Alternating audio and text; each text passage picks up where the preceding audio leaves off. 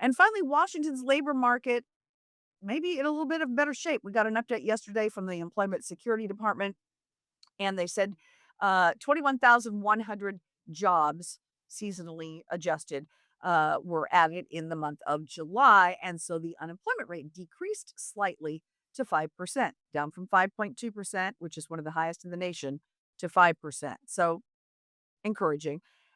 We got an update from Anneliese Vance-Sherman. She is the chief labor economist for the Employment Security Department. One of the trends that's really been keeping the unemployment rate where it's been. So it's been increasing. It's been increasing very slowly and still staying in that 5% range.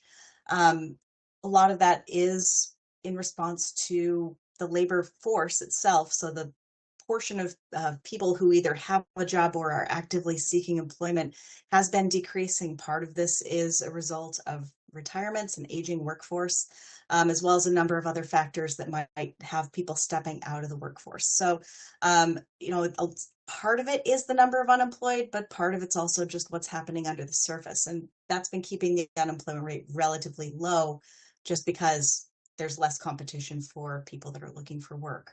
Um, but when I look at that overall trend where we've been slowly increasing, but overall kind of hovering in that 4 to 5% range over the last couple of years, I also look over to the Economic and Revenue Forecast Council to see where we might expect that to go.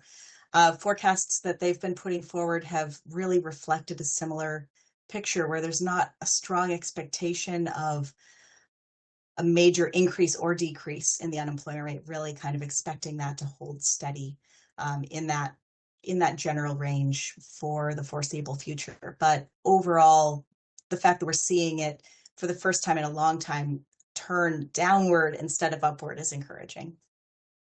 So, in their release that came out yesterday in conjunction with this little media avail they held, they said from July of 25 to July this year, the number of jobs in Washington overall increased by 16,100.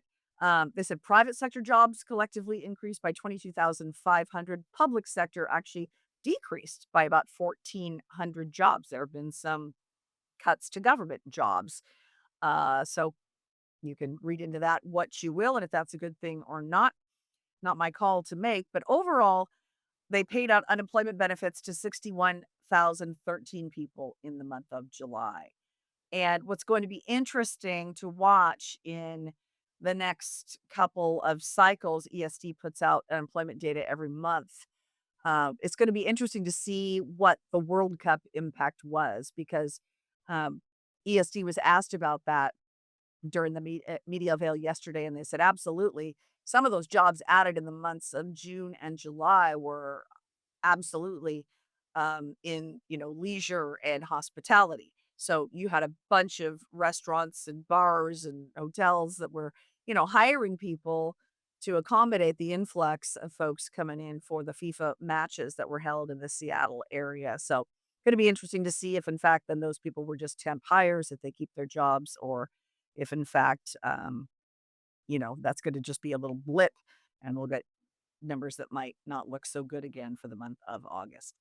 All right, that's it. A wrap on today's episode of Washington in Focus Daily for your Thursday, August 20th. We hope to see you again on Friday.